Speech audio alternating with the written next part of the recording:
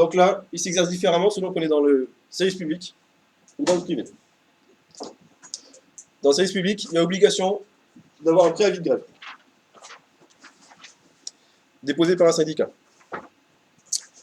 Pour le privé,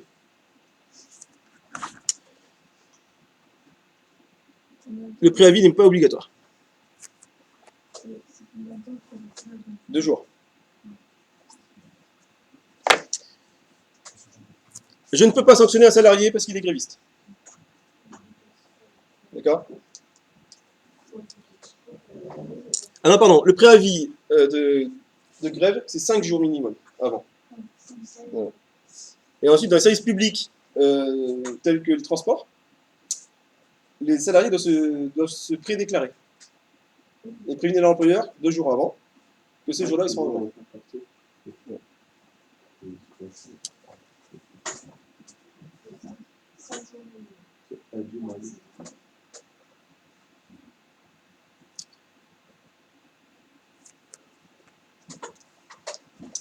Donc voilà, on peut faire grève, c'est un droit défini depuis le 19e siècle.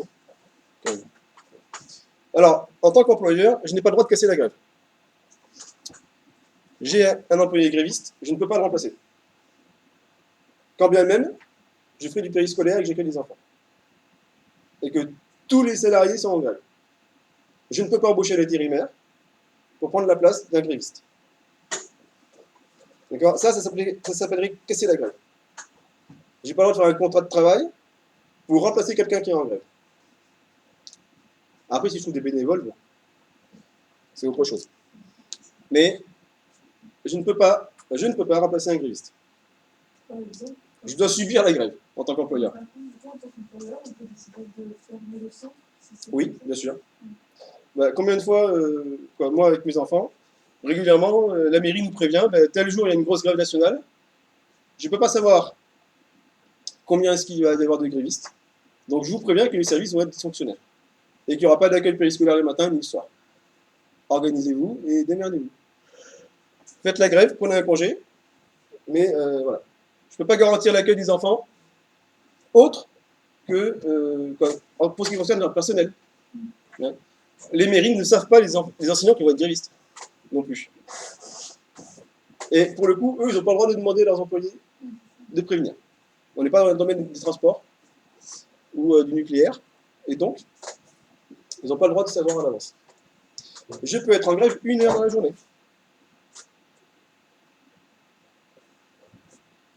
Par contre, on n'a pas le droit de faire des grèves perdues. D'accord? Alors, le droit de retrait. Le droit de retrait, lui, il est individuel. Droit de retrait, je me sens en danger. Je me sens en danger. Il n'est pas obligé que le danger soit réel.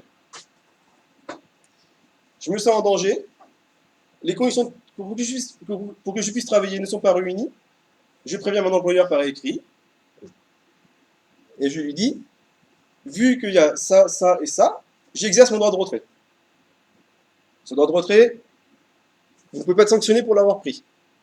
Il ne peut pas être refusé non plus. Ah non. Okay. C'est une question de santé.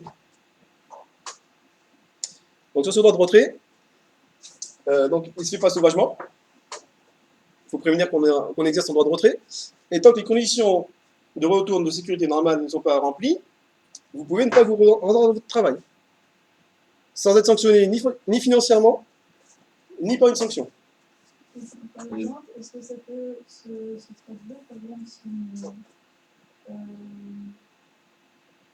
comment expliquer?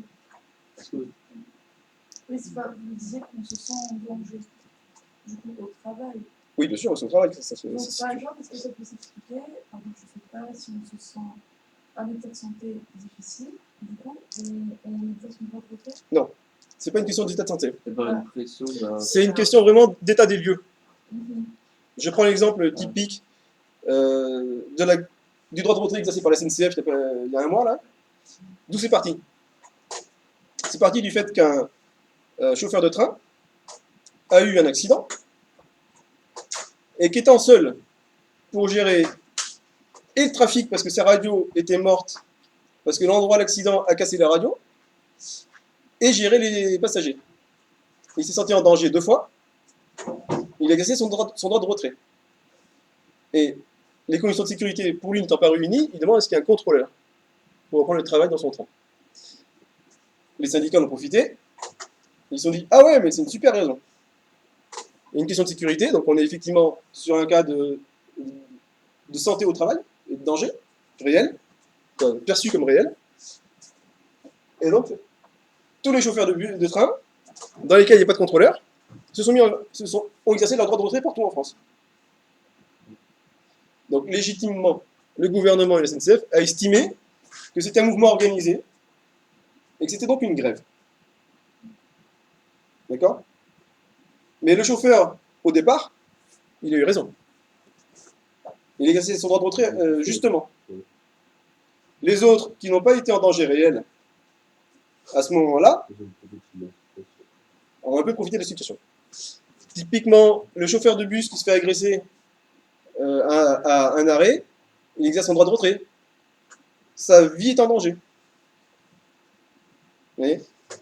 Donc lui, il vide le bus et il rentre chez lui. Nous, ça peut pas être trop très clair. Par rapport à si on a parent peut-être si on a peut-être un parent agressif. Parent agressif, même pas, quoi, t'es pas censé être seul, mais tu peux. C'est plutôt dans les conditions de travail, typiquement, je sais pas. Il faut qu'il y ait un danger, faut qu'il y ait un danger vital, quoi. Voilà, locaux insalubres, etc. Par exemple. Mais que ça manque d'animateurs, par exemple, il y a un taux d'encadrement trop grand, parce que j'ai 2 émetteurs malades et que je me retrouve moi avec 30 gamins, donc on est limite du côté des normes, on est bien d'accord, mais c'est pas une raison suffisante d'exercer un droit de retrait.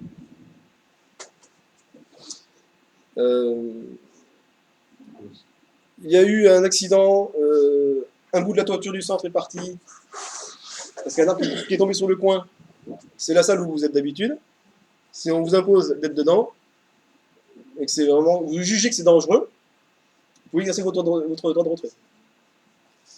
Sur un droit de retrait, l'employeur est tenu de mettre fin au danger. Et tant que c'est pas fait, vous pouvez ne pas travailler. Ouais. Est-ce que ça peut s'appliquer sur les trajets à faire Alors non, c'est vraiment, ça s'applique pas sur le trajet. C'est-à-dire que c'est pas parce que tu te sens en danger sur la neige que tu peux exercer un droit de retrait. Ça, en fait, ça serait un refus de travailler. Même si c'est vraiment. Après, tu peux t'arranger avec ton employeur, mais si tu veux, le droit de retrait, vraiment, c'est dans ce qui se passe au travail. Pas sur le trajet qui va au travail. Nous, on a déjà vu ça en cours, on nous avait dit l'inverse par rapport au surtrajet. Alors, pour moi, non. Parce que pareil, vous voyez, une température de 40 degrés extérieure n'est pas une raison de ne pas aller travailler. Alors, en fait, ce qui s'est passé, moi, c'est que j'ai travaillé en Pologne. Et ce qui s'est passé, c'est que c'était sur des buffets en fait, froids, et en fait, il y avait plus de clim, et il faisait 40 degrés, du coup, ils ont exercé un droit de retrait. Et ils ont eu raison, quoi. Oui, Oui, parce que du coup, en fait, ils ne pouvaient pas donner en fait, à manger aux Alors, personnes. dans ce cas, c'est parce qu'il ne faut pas respecter les normes sanitaires. C'est ça. Mais en tant que tel, avoir 40 degrés au travail n'est pas une raison suffisante d'exercer un droit de retrait. Mais en fait, Là, dans la restauration, si effectivement il n'y a plus de clim, que les frigos ne marchent plus, je ne peux pas garantir l'aspect sanitaire des aliments. Et dans ce cas-là, effectivement, je ne peux pas faire mon travail. Mais dans ce cas-là précis, dans le cadre de la restauration, par buffet froid, où je dois maintenir une température de froid. Oui, quoi. Par exemple, il n'y a pas de condition de température définie pour les crèches. Pour les crèches, il n'y a nulle part dans la réglementation un truc qui dit que quand il fait 40 degrés dehors et qu'on n'a pas de clim, la crèche doit fermer. C'est écrit nulle part. On aimerait bien, hein, mais ça n'existe pas. Par contre, il y a des conditions et des conseils pour accueillir les enfants en sécurité quand même. Donc ventilo, machin, etc. Mais vous voyez, c'est pas une raison suffisante la chaleur. Par contre, si je fais un travail physique, alors, effectivement, un travail physique extérieur à 40 degrés, l'employeur qui obligeait ses salariés à travailler en plein cagnard, sans fournir de l'eau et un abri à l'ombre, ou alléger le travail, ou modifier les horaires de travail, s'il y a un souci, lui aussi a un souci. Hein. Parce que là, pour le coup, il est mis en danger ses employés. Et ça, il n'a pas le droit.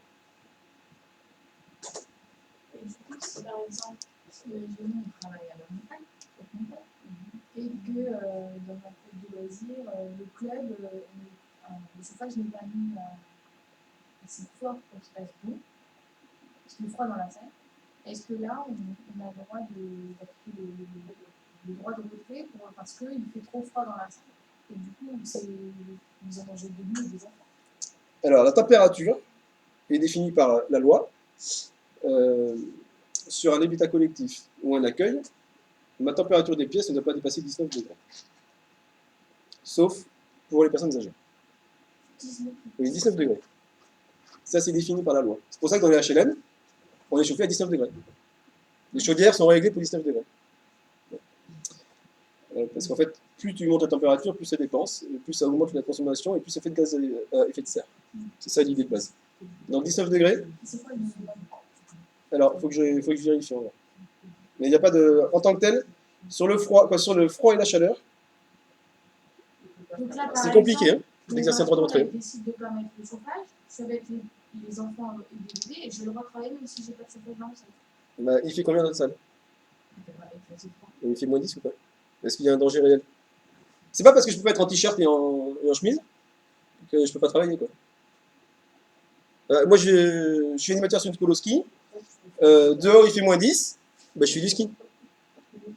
Je suis pas en danger parce que j'ai prévu les habits qui vont avec. Pour les enfants, oui, pour les enfants. Bah, c'est pareil, les enfants, ils sont habillés. Moi, je m'en fous. Enfin, honnêtement, je m'en fous complètement, mais les bébés, je vais les laisser avec 15 degrés. Mais les parents vont pas les laisser tout nus. À un moment donné, les parents sont pas cons non plus, quoi. Ben, peut-être, mais logiquement, si tu veux, voilà, il faudrait que ce soit vraiment insupportable. Alors, la question ne porte même pas sur le public accueilli. C'est même pas la question de la mise en danger du public. Et oui, le droit de retrait, c'est pas, t'as pas le droit de te retirer parce que tu penses que ton public n'est pas dans les bonnes conditions. C'est des questions de sécurité perso, en tant qu'employé. Par exemple, je suis webmaster dans une entreprise. On a une interruption de connexion Internet. Ça peut arriver. Bon. Objectivement, je ne peux pas faire mon travail. C'est la faute de l'employeur? Non. Est-ce que je peux exercer un droit de retrait? Non plus. Donc cette journée-là, eh ben, j'ai utilisé du papier pour travailler. Je vais faire autre chose. Mais ce n'est pas une raison pour ne pas me rendre dans mon travail. D'accord? Le droit de retrait, c'est vraiment des choses qui mettent en danger sa sécurité personnelle. Où on se sent en danger. Il n'est pas nécessaire que le danger soit objectif, mais il faut qu'il y ait une vraie, quelque chose qui atteigne réellement mon être. Bien sûr.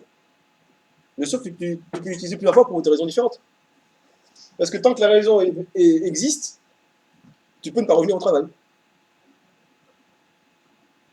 S'il faut rebâtir un bâtiment, on va prendre le cas extrême, hein, mais voilà, je ne peux pas travailler pendant ce temps-là. Donc ça peut durer tant que c'est pas. Tant que la cause existe, je peux exercer mon droit de retrait. Mais quand même. Il n'y a pas de limite. Ah, il y a un pays quand même. Il n'y a pas de limite. Faut pas se que La loi ne fixe pas de limite. Par contre, à l'employeur de se bouger. Parce que si j'ai exercé mon droit de retrait, que l'employeur soit d'accord ou pas, j'ai le droit. Bon, après, si lui estime que le danger n'existe pas réellement, il peut très bien vous faire demander de revenir. Ça peut finir au prud'homme ou au tribunal de grande instance, si besoin est, ou d'instance. Et ça va être jugé à un moment donné. Voilà, en fait, c'est une question de perception aussi. Hein. Mais c'est ça le problème, c'est que sur le droit de retrait, on est sur une question de perception personnelle. Donc ça peut être mis en cause. Typiquement, c'est ce qu'a fait le gouvernement hein, pour le droit de retrait de la SNCF. En estimant que c'était un mouvement organisé, ce qui était réel, c'est devenu une grève. Et donc dans ce cas-là, droit de grève, quand je suis en grève, je ne suis pas payé. Alors qu'au droit de retrait, je suis payé. Parce que ce n'est pas de mon fait que je suis en danger. C'est le fait de l'employeur qui n'a pas fait son boulot. Moi, en centre de loisirs, presque tout neuf le centre de loisirs, mais on a eu une panne de chaudière. Ça a duré 6 mois. C'est tombé en février. Bon. Eh ben, alors oui, il faisait un peu frais dans les locaux, mais pas de là à pas pouvoir travailler, ni pour accueillir l'enfant. On avait récupéré des chauffages électriques un peu partout. Les communes, les machins, on a demandé à tout le monde tout leur vieux chauffage électrique. Mais voilà, il faisait 10-15 degrés dans les salles. Dans nos bureaux aussi, il faisait 15 degrés. Alors c'est désagréable, hein, mais ça n'empêche pas de travailler en vrai. On n'était pas en danger. Et si j'ai une crainte pour le public, dans ce cas-là, je demande à l'inspecteur de venir constater. J'appelle le GSS Sport, l'inspecteur du travail. Et je lui dis, écoutez, pour moi il y a un souci, venez voir. L'inspecteur du travail est tout à fait en droit de dire les conditions de travail ne sont pas respectées, donc il ne travaille pas pendant ce temps-là. C'est ce qui s'est passé sur le chantier de la cathédrale Notre-Dame de Paris. Cet été, il y a eu un inspecteur du travail qui a constaté que les taux de plomb n'étaient pas dans les normes pour pouvoir travailler.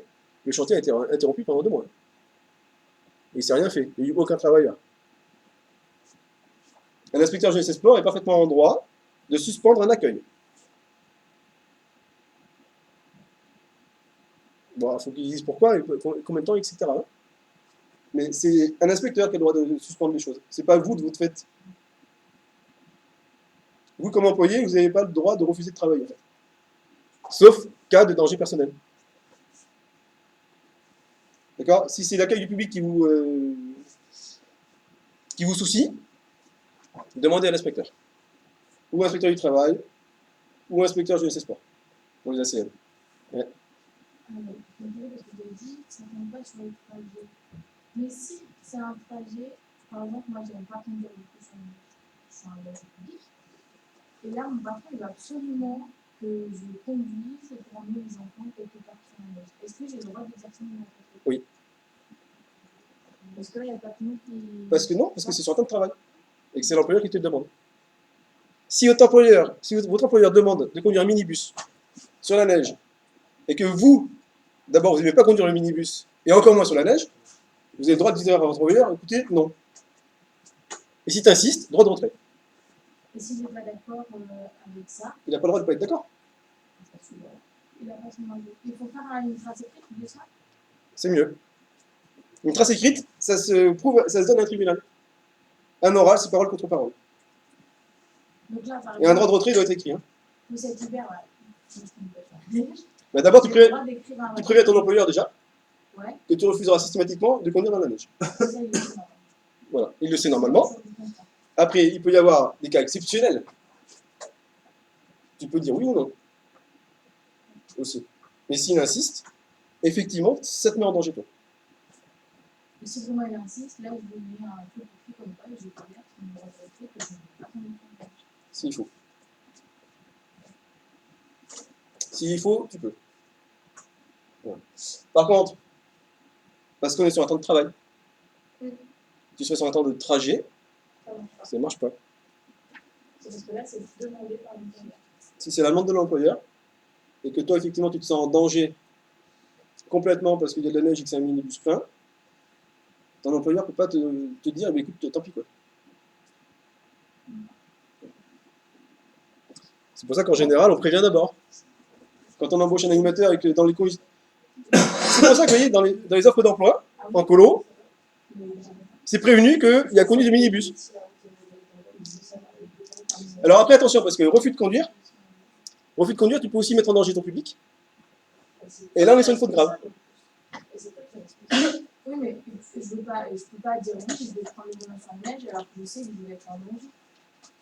Oui, mais si tu mets en danger ton public, toi, si par exemple, il faut aller chercher un groupe, et qu'il n'y a que toi qui puisse le faire, dans ce cas-là, si tu refuses de le faire, tu mets en danger ton public. Faute grave. Vous voyez, on est sur du un peu compliqué. C'est du double tranchant quand même, parce qu'il peut faire en sorte que la personne. S'il peut faire autrement, s'il y a quelqu'un d'autre de dispo pour conduire le minibus et s'occuper du groupe, pas de problème. Si tu es toute seule et qu'il n'y a que toi, si tu refuses de faire ce que ton employeur te demande, voilà, toi tu peux exercer un droit de retrait et lui peut estimer que tu es mis en danger de public et que c'est une faute grave. Et ça sera jugé à un moment donné. Hein. Et je ne sais pas qui gagnera. Parce que pour le coup, les deux ont Donc, raison. en fait, pour pas être viré, il faudrait que je conduise, si je suis toute seule, que je conduise. Donc, que Je sais pas. J'ai pas la réponse. Sans conduire, J'ai pas la réponse exacte. pour pas être viré. J'ai pas la réponse exacte à ce cas particulier-là. Si tu as prévu ton employeur que tu ne veux pas conduire sur la neige, parce que tu te sens en danger, si il insiste, tu as le droit d'exercer ton droit de retrait, parce que logiquement, tu n'es pas toute seule, et quelqu'un d'autre peut le faire à ta place. Mais si, dans le cas où ton employeur, tu es la seule possibilité qu'il a pour récupérer un groupe qui s'est perdu dans la neige et arrive plus tard dans je ne sais pas où, là, ça peut être une faute grave. Si elle fait une trace écrite à l'avance, comme quoi justement elle ne peut conduire sur la neige, ça la protège d'un Oui. cas que c'est lui qui doit faire gaffe qu'elle ne soit pas toute seule à ce moment-là. Oui. Mais voilà, toi, on sera sur une subtilité et j'ai pas la réponse. Moi je fais ça. Parce que comme ça, Moi, je préviendrai par écrit mon employeur que de toute façon, je refuse de conduire sur la neige. moi je fais ça aussi, dans le sens que du coup, le jour où tu es toute seule, oui, mais tu avais la trace écrite, que tu devais faire gaffe que tu ne sois pas toute seule, que tu aller sur la neige. Tu vois, tu auras une trace écrite que tu me dis. Moi je fais ça. Oui, de toute façon, les écrits, ça reste. Hein. Les paroles s'envolent. C'est ça. Et voilà, si effectivement tu as prévenu par écrit ton employeur que l'hiver, tu refuses de conduire sur la neige parce que tu te sens en danger, toi, Parce que là, après, si c'est tout ça, c'est de sa responsabilité. Parce que si tu ne fais pas, tu fait une trace écrite. mais voilà, on sera sur une subtilité qui se finira au prud'homme sans aucun doute. Si tu mets en danger ton public, il y aura une faute grave. Je sais pas c'est quoi pire, être Ah, non, mais- Je suis d'accord. Je suis d'accord avec toi. Mais si tu veux, moi, je ne suis pas juge des prud'hommes. Je sais que tu as tout intérêt à l'écrire à l'avance. Par contre. Donc, il y a une trace.